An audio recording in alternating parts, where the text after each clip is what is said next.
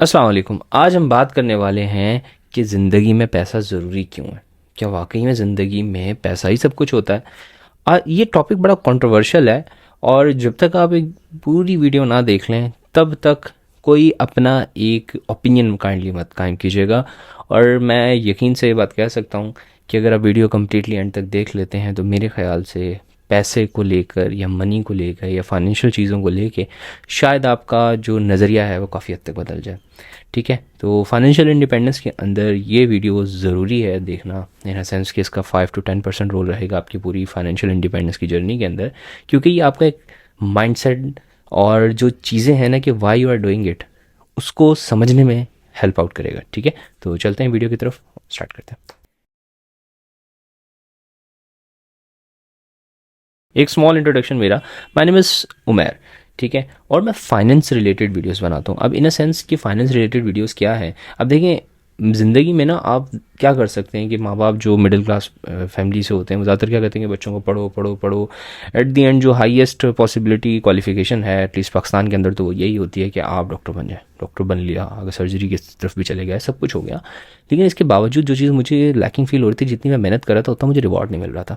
Then I realise कि अगर आपको फाइनेंशियल हेल्थ भी चाहिए, ठीक है ना, आपको पैसे भी चाहिए जितनी आप मेहनत कर रहे हो, तो कोई आपको प्लेट में रख के नहीं देगा। ठीक है, तो ये चीज़ आपको खुद ही करनी है। तो फिर मैंने डिफरेंट फाइनेंशियल इंस्ट्रूमेंट्स और फाइनेंशियल चीज़ों को पढ़ना स्टार्ट किया और मुझे रियलाइज़ हुआ कि दुनिया किस तरीके से चल रही है, और अगर मैं ये चीज़ें ना सीखता तो मैं शायद ज़िंदगी भर जिस मिडिल क्लास या लोअर मिडिल क्लास में पैदा हुआ था, मैं शायद उसी में मैं हो सकता है कि मर जाता।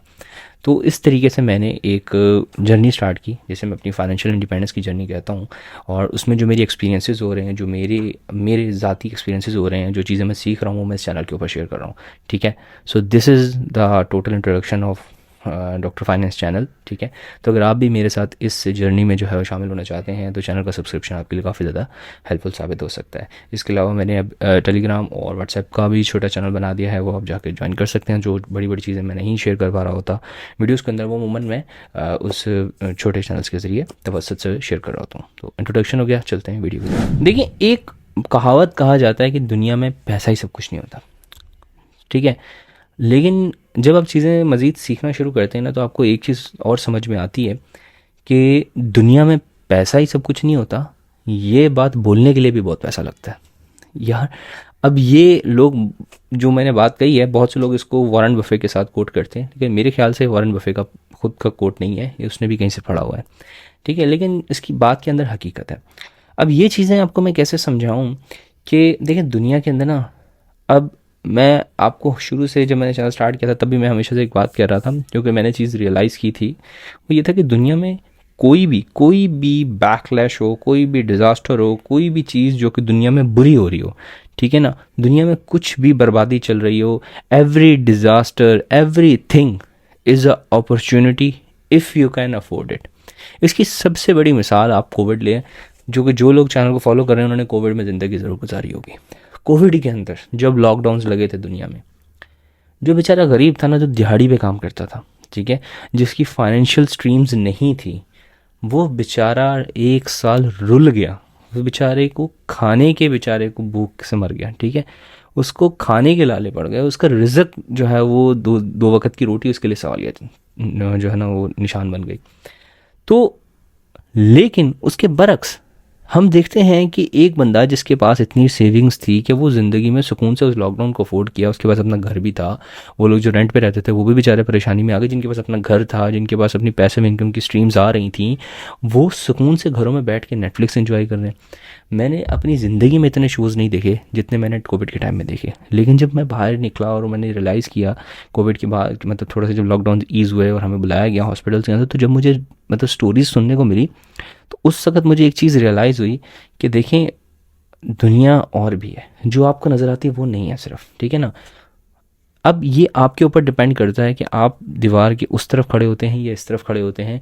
अगर आप उस जो डिज़ास्टर चल रहा है उसको अफोर्ड कर सकते हैं, ठीक है, तो एवरीथिंग इज़ अपॉर्चुनिटी। ठीक है, every disaster is opportunity only if you can afford it. Pakistan में सैलाब आए, ठीक है, इतना पानी, इतनी बारिशें हुई, ठीक है। अभी जैसे आपको अंदाज़ा हो रहा होगा कि ड्राउट का सीज़न से स्टार्ट होने वाले हैं। पाकिस्तान के अंदर जो डिज़ास्टर अथॉरिटी है उसने भी जो है ना ड्राउट्स की वार्निंग्स जारी कर दी हैं, पंजाब के अंदर भी, और आपको आगे चीज़ें भी नज़र आएगा। लेकिन पिछले इतने सालों में जो इतना पानी आया, जो इतनी बारिशें आई, हमारा मुल्क जो है ना वो डूब गया। ठीक है, जो एक्स्ट्रा पानी था बजाय ये कि वो स्टोर कर पाते, ठीक है, हम उससे फ़ायदा ले पाते, और अब जो सीज़न आने वाले हैं जिसके अंदर पाकिस्तान के अंदर पानी की कमी होगी, हम उससे फ़ायदा ले पाते।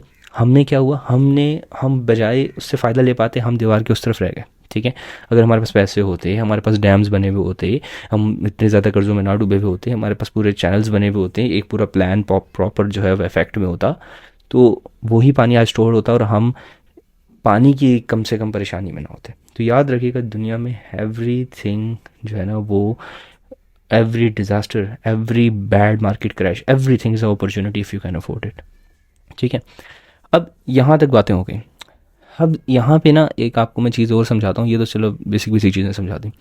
अब एक मेडिकल के अंदर ना समटाइम्स जब हम पेशेंट को, अभी कुछ लोग होते हैं इनके फेफड़ों के प्रॉब्लम स्टार्ट होते हैं, ठीक है ना, तो उनको समटाइम्स जो लोग स्मोकर होते हैं या इनके फेफड़े तबाह हो जाते हैं, पल्मोनरी फाइब्रोसिस की शिकारी होती है जिसमें फेफड़े जो है वो सिकुड़ जाते हैं, उनमें अमूमन एक थेरेपी चलती है, LTOT थेरेपी कहते हैं उसको, लॉन्ग टर्म ऑक्सीजन थेरेपी। ठीक है, इसमें क्या होता है कि अगर किसी वजह से फेफड़े काम करना बंद कर दें तो इंसान को ज़िंदा रहने के लिए थोड़ी सी ऑक्सीजन की डिमांड रहती है, यानी कि उसको हर वक्त सिलेंडर के साथ अटैच रहना पड़ता है। ठीक है, अब आम तौर पे एक पाकिस्तान के अंदर सिलेंडर जो है वो तकरीबन 10,000 से लेके तो 25,000 तक हफ्ते का कॉस्ट करता है। ठीक है, अब मुझे एक बात बताएं, एक गरीब आदमी जिसकी 20,000 तनख्वाह है, उसने घर का खर्च चलाना है, उसने घर का रेंट देना है, उसने सारी चीज़ें करनी है, उसके बाद उसको पता चले कि उसके माँ बाप में से किसी को जो है वो LTOT की ज़रूरत है, उनके फेफड़े जवाब दे चुके हैं। ठीक है, सारी उम्र उन्होंने कोलों पे जो है वो रोटियां पकाई हैं ताकि जो है वो अपने बच्चों को खिला सकें, लेकिन जब वो बूढ़ी हुई हैं तो उनके फेफड़े अब जवाब दे चुके हैं। अब उनको ज़िंदा रहने के लिए LTOT की ज़रूरत है, ठीक है, ऑक्सीजन के सिलेंडर की ज़रूरत है, लेकिन उसका बच्चा वो अफोर्ड नहीं कर सकता। ठीक है, यहाँ पे चीज़ मैं आपको एक चीज़ समझाना चाहता हूँ, दुनिया में पैसा मैटर करता है। इवन जो ट्रीटमेंट ऑप्शंस भी आपको ऑफ़र किए जाते हैं ना, अभी इवन मैं जस्ट आपको एक सिंपल से एक और एग्जांपल देता हूँ, क्योंकि मैं खुद एज अ डॉक्टर हूँ तो मैं बहुत सी चीज़ें आपको ऐसी भी बता सकता हूँ जो कि शायद कोई और ना बता पा रहा हूँ। अब बहुत से लोग होते हैं जो हमारे घुटने दबा हो गए, ठीक है, एक बीमारी होती है ऑस्टियोआर्थराइटिस, आमतौर पे बुढ़ापे में जब घुटनों के दरमियान में जो रोगन होता है वो रगड़ खा खा के ख़त्म हो जाता है, तो उसमें पेन होता है। आमतौर पे जो बुज़ुर्ग लोग होते हैं उनमें होता है, उनको जो ट्रीटमेंट ऑफ़र किया जाता है उसमें ज़्यादातर पाकिस्तान के अंदर, क्योंकि लो सोशो इकोनॉमिक कंडीशन के होते हैं या जो गवर्नमेंट हॉस्पिटल्स में आते हैं, या जो आम ट्रीटमेंट ऑफ़र हो रहा होता है वो सिर्फ पेन किलर्स होते हैं। क्यों? अब ये क्यों सिर्फ पेन किलर्स ऑफर क्यों होते हैं? क्या इसके अलावा दूसरा ऑप्शंस नहीं है? हैं, अवेलेबल हैं। ठीक है, हम एक ऑप्शन होता है, हम नीव रिप्लेसमेंट कर सकते हैं, हम इंट्राआर्टिकुलर जेल्स यूज़ कर सकते हैं, इंट्राआर्टिकुलर PRP यूज़ कर सकते हैं, इतने सारे ऑप्शंस अवेलेबल है हमारे पास। लेकिन हम उस बंदे को ऑफ़र कैसे करें जिस बंदे की बेचारे की मंथली सैलरी ही अगर उस बेचारे की 40 से 50 हज़ार है, वो खर्च के लिए 5-10 हज़ार से ज़्यादा खर्च नहीं कर सकता, तो उसको ट्रीटमेंट ऑप्शंस कैसे कोई बंदा ऑफ़र कर सकता है? ठीक है, अब अगर ये मिसाल के तौर पे सारी चीज़ें कॉस्ट, डॉक्टर की कॉस्ट निकाल दी जाए, सब चीज़ें निकाल दी जाएँ, एक सिर्फ नी रिप्लेसमेंट, ठीक है ना, जिसमें सिर्फ और सिर्फ जो इम्प्लांट लगाया जाए और सिर्फ ऑपरेशन थिएटर के चार्जेस रखे जाएँ, इस तरह भी किया जाए, तो कम से कम भी ना 5 से 7 लाख रुपए लगते हैं, और एक नी रिप्लेसमेंट को तकरीबन 10 से 12 लाख रुपए लग सकते हैं। ठीक है, एक अच्छी जगह से करने में। तो आप कैसे ऑफर कर सकते हो? तो याद रखिएगा, दुनिया ऐसा नहीं है कि दुनिया में पैसा मैटर नहीं करता, पैसा मैटर करता है। ठीक है, लेकिन अब ये बात आ जाती है जो कि मैंने आपने बिल्कुल स्टार्ट में कही थी, वो क्या कि दुनिया में सिर्फ पैसा ही मैटर नहीं करता। ठीक है ना, और ये बात कहने के लिए भी बहुत सा पैसा लगता है। दुनिया में ना मेरे नज़दीक जो मैंने चीज़ें सीखना स्टार्ट की तो मुझे रियलाइज़ हुआ कि सिर्फ और सिर्फ फाइनेंशियल वेल्थ नहीं होती, दुनिया में तकरीबन 5 अकसाम की वेल्थ होती है। ठीक है, उसमें से मैं लिस्ट में आपको बताया था। एक होती है सोशल वेल्थ, ठीक है, एक होती है फाइनेंशियल वेल्थ, ठीक है, एक होती है टाइम की वेल्थ, एक होती है फिजिकल वेल्थ, एक होती है स्पिरिचुअल वेल्थ या रिलीजियस वेल्थ कह सकते हो। अब ये पांचों जो है ना, अगर आपके पास हैं तो आप अमीर हो, अगर आपके पास बहुत ज़्यादा पैसा है, आपके पास हेल्थ ही नहीं है, ना आप मीठा खा सकते हो, ना आप चल सकते हो, तो ऐसी वेल्थ का क्या अचार डालोगे?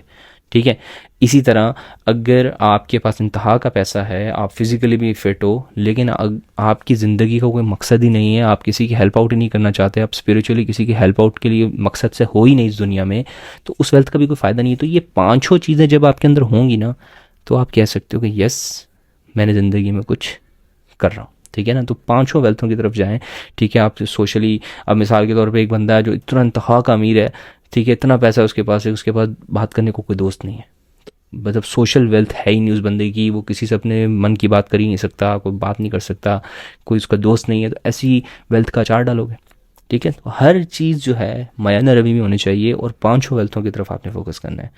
एंड होपफुली आज की जो थोड़ी सी बहुत हमारी गुफ्तगू हुई है उससे आपको कुछ चीज़ें समझ में आई होंगी कि दुनिया में सिर्फ पैसा ही मैटर नहीं करता, ये बात हकीकत है, लेकिन पैसा एक ख़ास लेवल तक एटलीस्ट इंसान के पास होना चाहिए।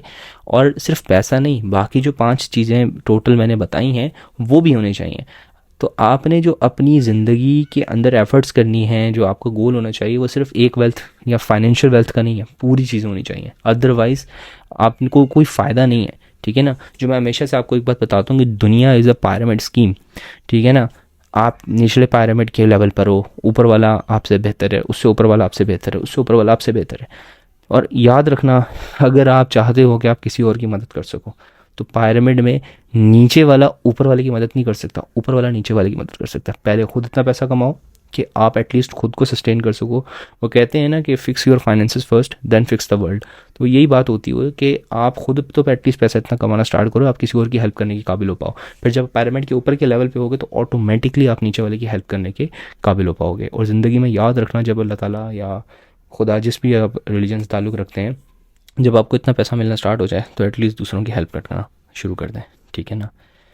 क्योंकि ज़िंदगी का एक बड़ा ही गोल्डन चीज़ है कि जब आपका हाथ यूं होना शुरू होता है ना, तो जो कुदरत होती है, खुदा होता है, वो भी फिर सब दरवाज़े खोल देता है।